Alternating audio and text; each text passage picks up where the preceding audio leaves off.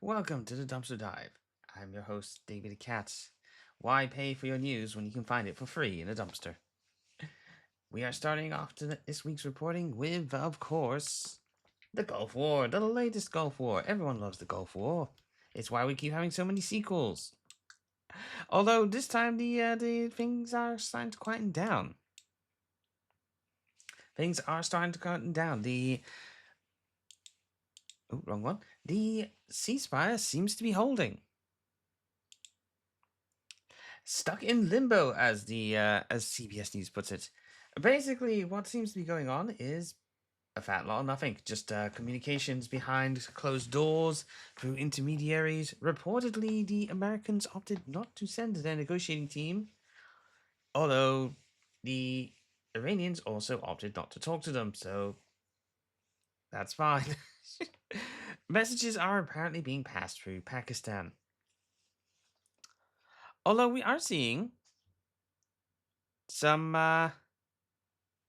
interesting things coming out of it. Just recently, President Trump posted on Truth Social that Iran was begging them to open the Strait of Hormuz. They were begging the USA to open it because they are in a state of collapse. And the way he phrased it made it sound like the Iranians were begging him to force them. I'm not entirely sure what's going on with that one. It could simply be that the Trump's talking to parts of the political leadership who aren't involved with the IRGC, who are the ones that currently control the strait.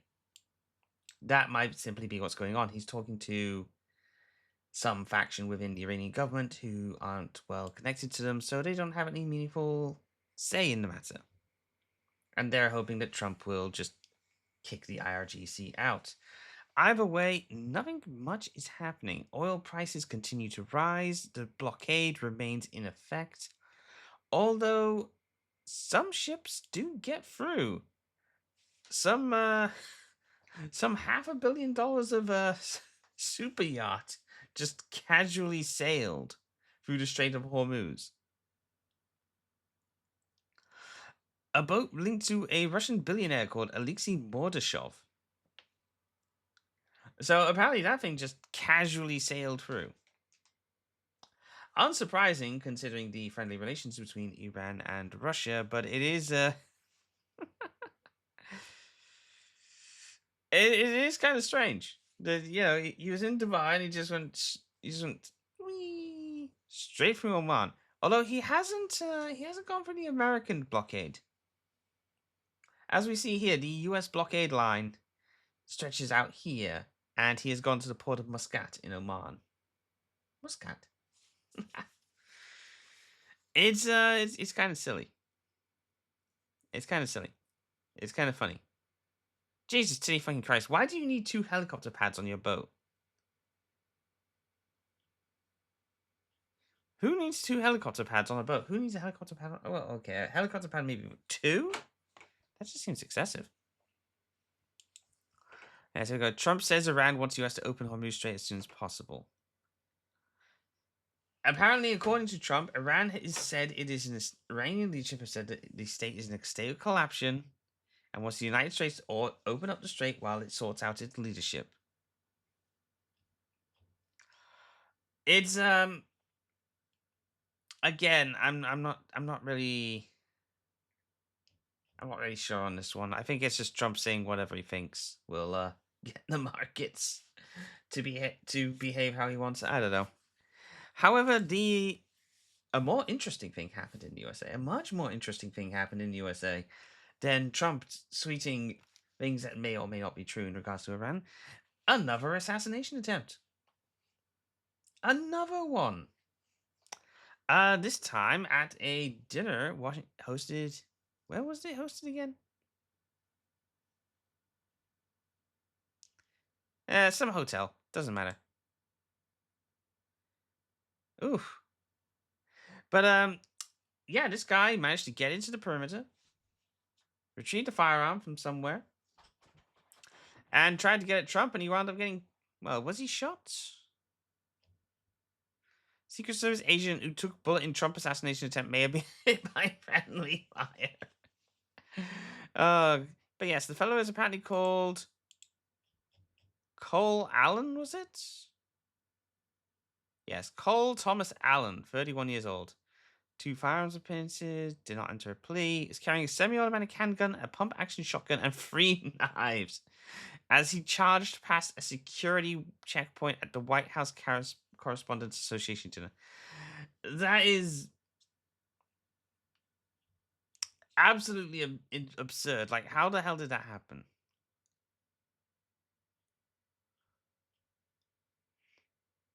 It's like he just ran through the security gate.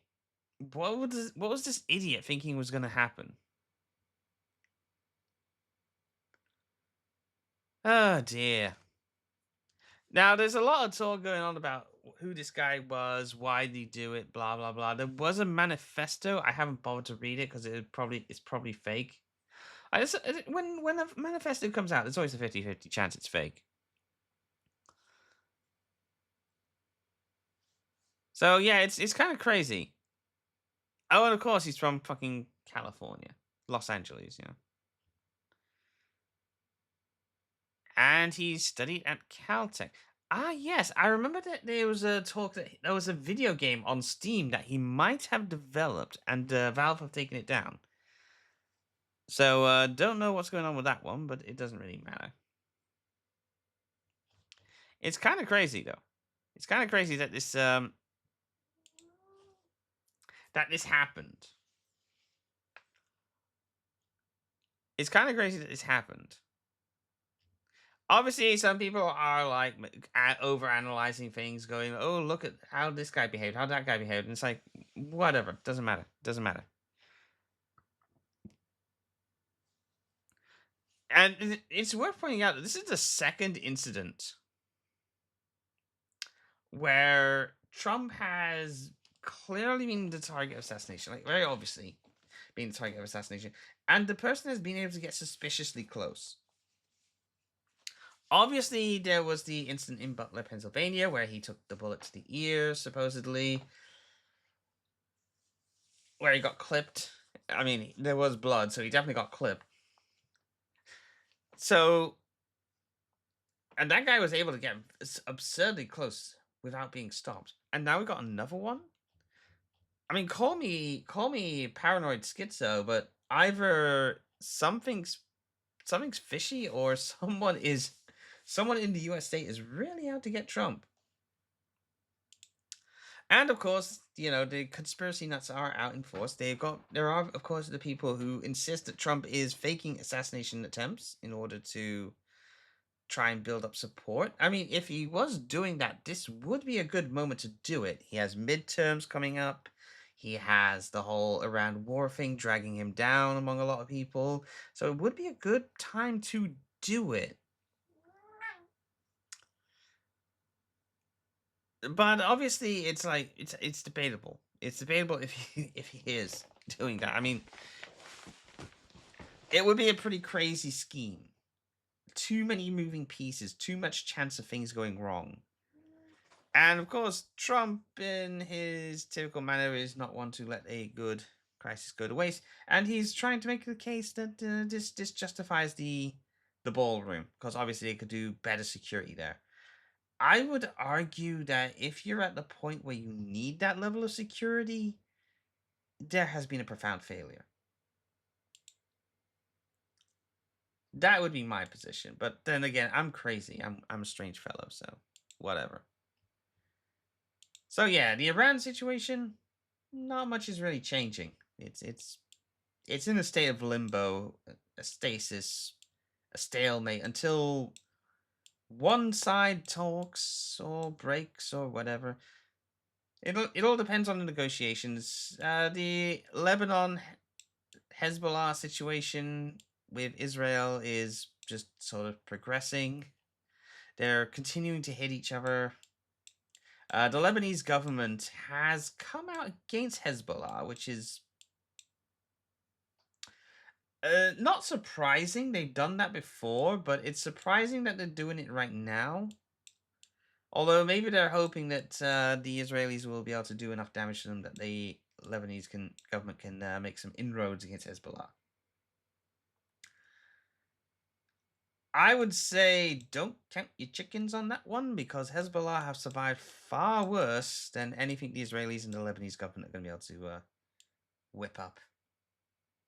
Unless the Israelis decide to roll in and just kill every man, woman, and child.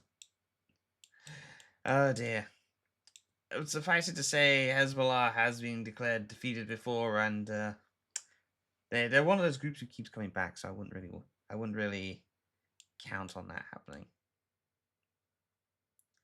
Obviously, there have been continued actions against shipping by the Americans and, of course, the Iranians, enforcing their respective blockades. Oil prices again creeping up. It's just more of the same, really. Nothing's changing. But there has been some change. Big change. Important change in regards to the Gulf states. The United Arab Emirates is quitting OPEC and OPEC Plus. So OPEC is a cartel of oil producing states. And they are huge. They basically come together and they say, right, we want the price of oil to be around this. How much production do we need to do to get it to do that? So they will increase or cut production in their respective countries depending on what they want the price of oil to be. If they want it to be higher, they cut production. If they want it to be lower, they increase. Simple, really, isn't it? It's literally a cartel. They don't hide it. They're a cartel, and they have controversial. They have been controversial, to say the least. And the UAE is one of the more important members, one of the bigger members. So it's interesting that they would do this. Obviously, the USA has been a bit, how should we say, contradictory on OPEC in the past. Like, obviously, they have long supported many of the OPEC nations, whilst also complaining about OPEC pushing up oil prices. Trump especially was not fond of OPEC because he wants cheaper oil. So it's kind of crazy. It's yeah, they're the OPEC's fourth biggest oil producer. Now you might say, "Oh, that's not big." Oh yeah, it's worth pointing out Iran's Iran's a member as well. Yeah, that's a thing to remember. That's a thing to remember. Membership, current member states, Iran. Despite the fact that a number of these countries are quite unfriendly with each other, they are all still in the cartel. Nigeria, Libya, Kuwait, Iraq, Iran, Gabon, United Arab Emirates, no longer a member as of 1st of May. That's when they're scheduled to leave. Saudi Arabia, obviously, if we go back to the BBC article, Saudi Arabia are basically like the linchpin of the whole operation. The Saudis on their own can swing the price of oil very easily. So it's kind of crazy. Like, a nation as big a producer as the UAE leaving could encourage other countries to leave. It's some people are saying it's the end of OPEC, whilst others are saying they'll come crawling back, and others are saying, wait to see what happens. I would say this is a big deal, but we're gonna have to wait to see what the ultimate fallout is, because again, the UAE isn't a big enough oil producer to swing things too much on their own. They can't do it too much on their own. but they can do a noticeable amount. I mean, if we look at the Saudi production alone, Saudi production is like more than double the UAE, and the Saudis reportedly have a lot of production just capacity that's just sat around doing nothing. So they could do whatever they want. So that's a big news. That could have long-term consequences. And also, King Charles visited the USA. Despite many suggesting that the king shouldn't bother, he did in the end. He generally kept his mouth shut on specific political issues, as he is wont to do as the king. The White House called Trump a king, because obviously President Trump didn't want to be upstaged by anyone, certainly not a guy like this. And he used his speech to call for checks and balances on the power of the president. Honestly, I'm like meh. I don't really give a shit. I don't give a shit. There's the Charles wants to fuck around and be silly. He can be silly. He's not particularly useful. It's interesting to me though how much Trump loves the royalties angle. Like he loves the pomp and ceremony of royalty, and that continues to make me laugh. That continues to make me laugh. He loves it all. He loves the pageantry. But we'll move on away from the political, from the warring. The first piece of the new Steam hardware is coming. The Steam controller. The Steam controller is here. Well, it will be soon. Or more specifically, the Steam Controller 2, because this is the sequel, as much as Valve doesn't like to say. We have a price. We have a date. $99. £85 in the UK. Suffice it to say, the reviews have been glowing. The reviews have been glowing. And Valve have made it quite clear. Valve have made it quite clear. The only reason they are releasing it now on its own is because of the RAM apocalypse. Because they're having that much trouble with the RAM front. And there is a lot of talk that the Steam machine might wind up being more expensive than the Steam frame, but we'll see where that one goes. Works through shifting hardware timelines and a global memory shortage that's affecting everything from Steam Deck to future devices. Progress is steady even if the company isn't ready to commit to firm dates. It's pretty bad, all in all, but it's still coming. It's still coming. People are hoping that the Steam controller release is the beginning of the point where they actually start putting forward a potential release date for these machines. There's a lot of excitement, a lot of interest. I, for one, am looking forward to it. I might even wind up buying a Steam machine despite not needing one. A cube to go on top of my cube. Cubeception. I did say we were abandoning the political, but I lied. We're going back to the political in Britain this time. MPs have voted in regards to Prime Minister Keir Starmer facing a parliamentary investigation. They have voted he is not to be investigated over the claims that he misled MPs in regards to the appointment of Peter Mandelson, the friend of Jeffrey Epstein, who served as a UK ambassador to the USA. Obviously, there's been a lot of talk on this one. It's a minor controversy in the grand scheme of things. You know, they sent a cannibal pedophile to associate with the cannibal pedophile and his friends. Whatever.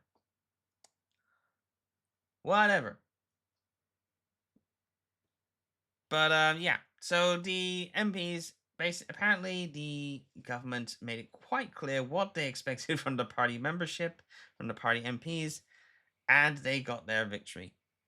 335 to 223 against the Tory-led motion. Obviously, we getting quotes of it like the Tory leader, Kemi Badenoch, the Nigerian woman, saying it's very obvious Starmer told the Commons things that were not correct. And of course, the Labour are like, oh, it's just a political stunt before key elections. Situation is deeply frustrating. Reiterates calls for Starmer to resign. He's not going to do that. Conservative MP, SNP, yeah, basically everyone except Starmer and his buddies were upset on this front. It's unsurprising that they voted against holding him accountable or any kind of investigation. That's kind of normal.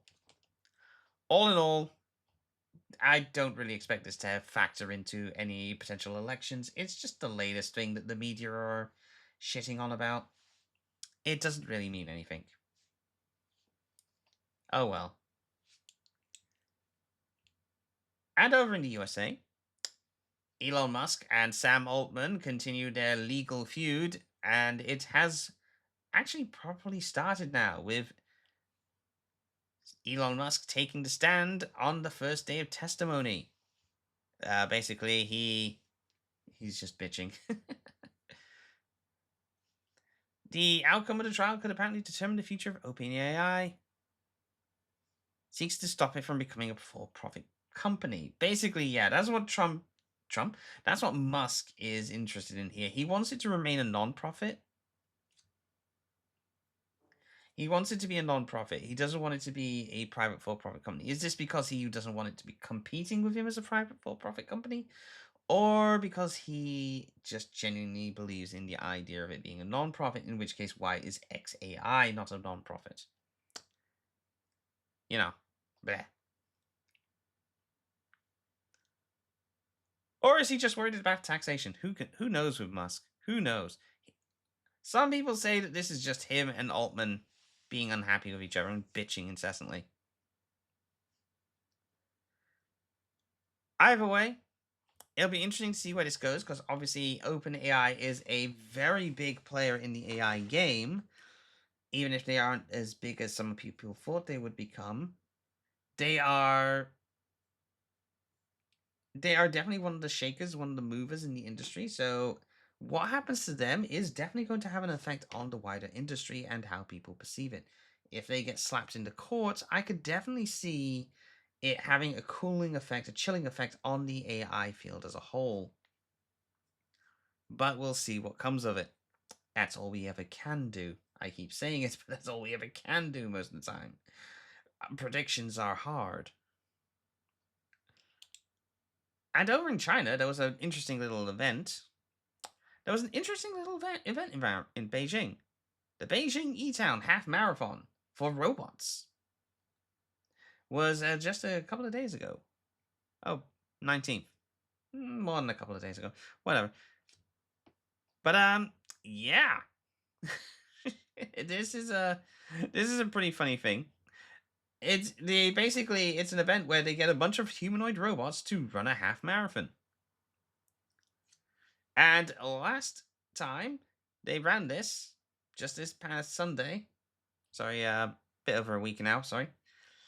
A red humanoid robot finished the course in 50 minutes and 26 seconds, faster than the human world record. And yeah, it's made by a phone company. Honor, the Chinese phone company. Have we got a video of it here? Doesn't look like. Apparently it had liquid cooled motors. That's pretty fucking crazy. Let me see. Let me see if we can get a video of it.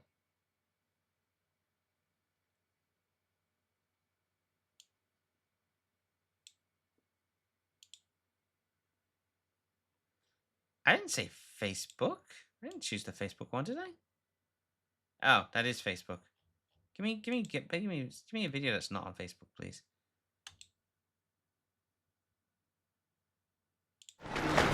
Robots have outrun people at this year's marathon. Yeah, this is it. They had a bunch of robots running a half marathon. And evidently they had a bunch of people running it too. Yeah, here's the winner. Note the perfect flatness of the terrain. The perfect flatness of the terrain. The no other people. You know, they clearly were not Oh, that one's got a dude controlling it. That's fun. Not all of the robots performed as expected. Oh, I know that one. That's a Unitree robot.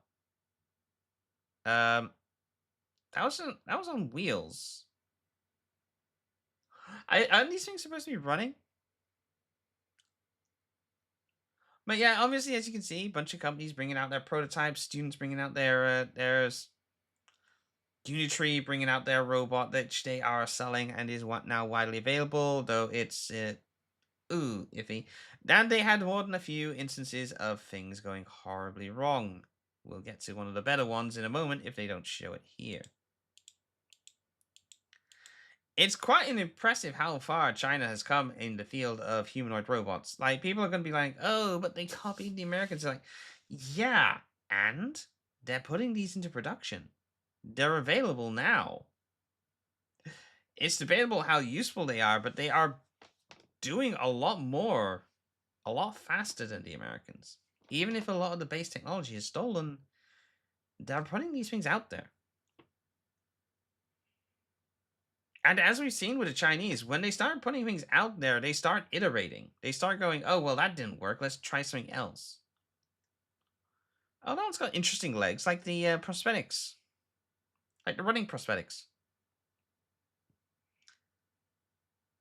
Why didn't they give that one hair? Why would you give your robot hair?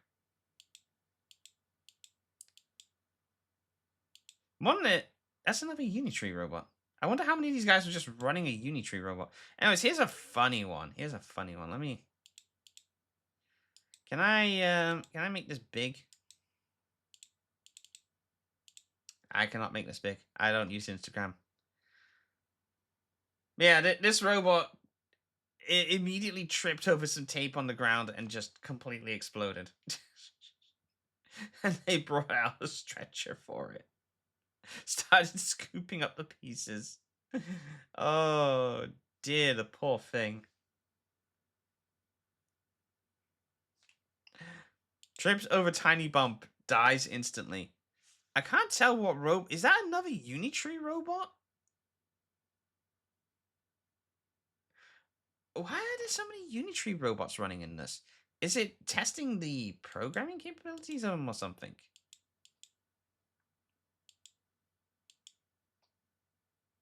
There, another one. Why are there so many? It doesn't matter. It's interesting. It is interesting what is being done in the field. And the Chinese are definitely pushing things in a way that I don't think the Americans are. Like, the Americans are definitely doing a lot of good work in regards to the basic technology, the underlying technology. But I think the place where the Americans are stumbling is they're not actually doing anything with it once they've got it. They're just sort of going, okay, yeah, we've done that. Now let's keep it in a lab for the next 20 years whilst we figure out a way to monetize it perfectly. The Chinese are just going, fuck it. Here's a bunch of government money. Make it happen. And if it doesn't work out, oh well. And if it does, we'll get that money back off you and then some. The Chinese are definitely more inclined towards a big time investment. Big time investment. So, America, maybe you should put your own robot marathon together, huh? Maybe you should do that. Maybe that would help you. As for open source news, it has been a bit light of late. There hasn't been anything particularly exciting. The EU obviously is pushing forward with their own Office suite. Obviously, you've got France has already committed to mass adoption in government services of Linux. And Linux has smashed past the 5% mark on the Steam hardware survey. Bear in mind, that was from March 2026. Absolutely explosive growth overall. If we go back to, say, 2022, when the Steam Deck was released, it was hovering at about the 1% mark.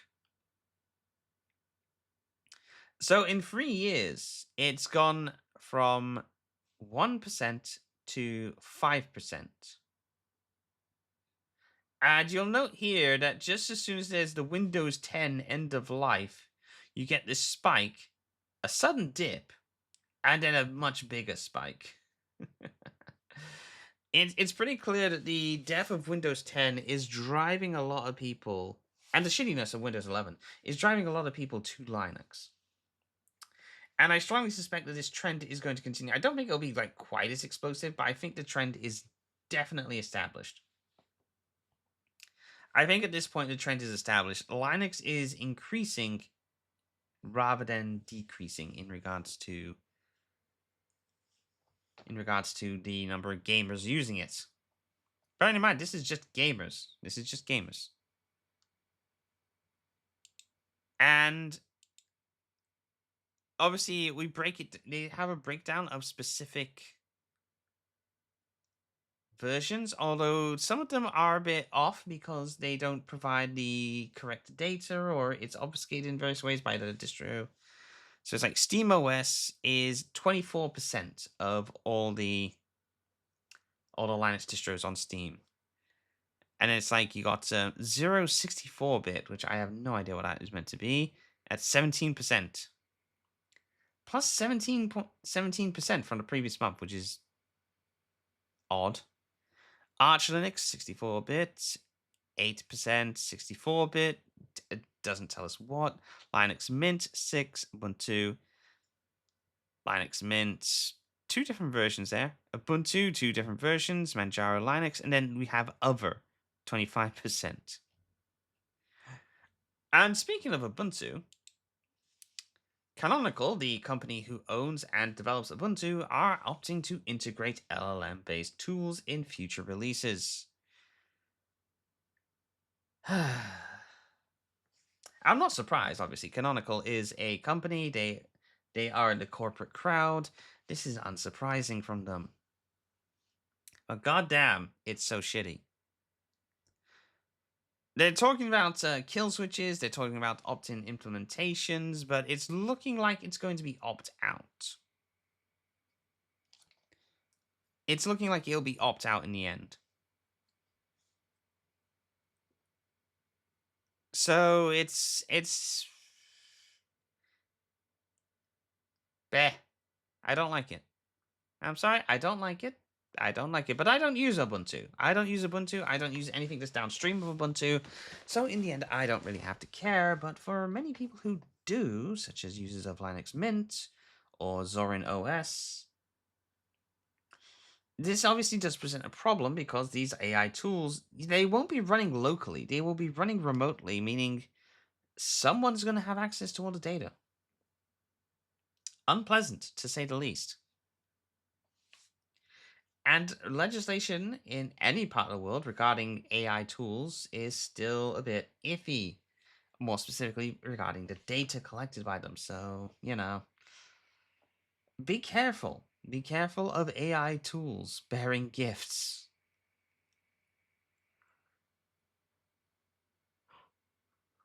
All in all, it has been a relatively quiet week for the things that Digby keeps track of. The Gulf War is climbing down. No big open source stuff. Valve has yet to release any real hardware, but it's coming. The things I keep track of, not much has been going on. Honestly, it won't be long before before when we stop tracking the Gulf War because it might be ending. My God, it might be ending, boys. It might be over again until it's not. And going back to the Gulf War situation, obviously there is a lot of talk in regards to the amount of damage done to infrastructure and oil refinery facilities and all that in the region. It's not looking good. it's not looking good. Some people have been saying that we could be looking at decades before production is back to where it was. I don't think it'll take that long. Call me crazy, but I think most of the Gulf states are happy enough to import as many slaves as it takes to get things running again. Because most of them do operate slavery, do operate a slavery economy. So, you know, they'll just go, oh yeah, just import more Indians and we'll just whip them until they can do the job properly. It wouldn't be unusual. And they certainly have the cash to burn, and plenty of people who would be happy to invest if they don't have the cash to hand for whatever reason. I'm looking at you, Saudi Arabia and the UAE, and your crazy, crazy schemes. Like the line, the giant mega city that was just going to be one giant mirror-covered line for some reason. Fucking crazy bastards. Ah, dear. I think the real interesting element for the immediate future is going to be Lebanon. As obviously the Israelis are moving up into the region, they are moving up into Lebanon, claiming a good chunk of it for themselves, calling it a security buffer zone, but realistically, as soon as they think they've got a handle on it, they will start moving settlers in, because that's what they do every time. The Lebanese government is turning on Hezbollah. They've never really been allies of them. They're not allies of them. They just kind of have to tolerate them a bit, because Hezbollah is more popular than the Lebanese government in much of Lebanon. So it'll be interesting to see if they're able to do anything to them in conjunction with the Israelis. They've been much more friendly towards the Israelis since the Israelis started bombing them. So that's a I'm not it's a bold strategy. Yes, I'm a cat. It's a bold strategy. We'll see if that plays out for them. Other than that, U.S. ramp up of munitions and manpower continues. The Ford is back in action. Apparently, its crew is very unhappy because they've been on deployment for so long. But obviously, it's impossible to really verify that on that one, because there's clearly like other actors who would like to present that information as being factual, so they would falsify it. Although there has been an interesting development in regards to Ukraine. The heavy drone use in the conflict has left Ukraine in a position where it has a lot of expertise and equipment specifically designed for countering drone warfare. And the Ukrainians are finding themselves able to now trade that equipment and some of that personnel, some of that manpower, some of those skills for whatever they want elsewhere. And a number of buyers are emerging in the Gulf states who are very interested in learning and more about countering drones and acquiring anti-drone equipment from the Ukrainians. So that's going to be an interesting little addition to the conflict, especially considering the Americans have not done an amazing job of protecting the region from drones. Although that reminds me, there has been there is a very crazy conspiracy theory floating around right now. There's a very crazy conspiracy theory floating around like that. Apparently, not long after the strikes against American against American radar installations throughout the Gulf region, Iran started experiencing a lot more rain. It had been in a persistent drought. I don't know who these guys are, but we're gonna use them anyways. Apparently, like they've had a drought for years. They have been stuck in a drought for many, many, many years. And then immediately, well, not immediately, but soon after striking all these all these radar installations operated by the USA, rain and snowfall began. It has sparked a lot of conspiracy theories that the Americans may have been engaging in some kind of weather warfare against Iran, and that is what is behind the droughts. It's it's kind of a crazy thought, but it's not. I'm going to be frank here. It is not entirely implausible. Weather manipulation is a thing. Hell, Beijing used weather manipulation in the form of cloud seeding to clean the streets of Beijing prior to the Olympics. Like, they literally had a solid week of artificially induced rain to literally clean the streets prior to the Beijing Olympics. Was it a week or was it a couple of days? I can't remember offhand. But that is a thing they did. Artificial rain for a prolonged period to clean the streets. So could the Americans have been fucking around with weather manipulation to leave Iran in a state of prolonged drought in the hope that it would cause some kind of instability? Yeah, I could definitely see it. 110%, I could see that being a thing. Now, could could it be proven? Could it be proven? I would say probably not, unless we get a day where the Americans release information in regards to that front, or it gets leaked. Another Snowden, something like that. I don't think we'll ever really know for certain, but it's a funny thing to think. It's a funny thing to imagine. Who knows? Maybe 10 years from now, we'll have some guys who were part of the American weather manipulation teams going, "Oh yeah, we were doing that. We were doing that. That was a thing." The world is crazy, gentlemen, ladies, indeterminate creatures. The world is crazy, and it's only getting crazier. So that's the dumpster dive for this week. It's been a relatively quiet week. So that means we're due for some crazy happenings. Keep your heads down. Make sure to look after yourselves. Drink plenty of water. Buy my water filters. No, I'm not selling water filters. Don't worry about it. I'm not selling water filters yet. Maybe one day. Maybe one day. But not today. Yeah, keep your heads down. Look after yourselves. And yeah, no. I'll see you all next time, hopefully.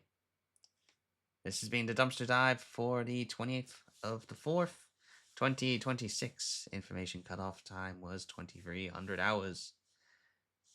Stay safe, everyone.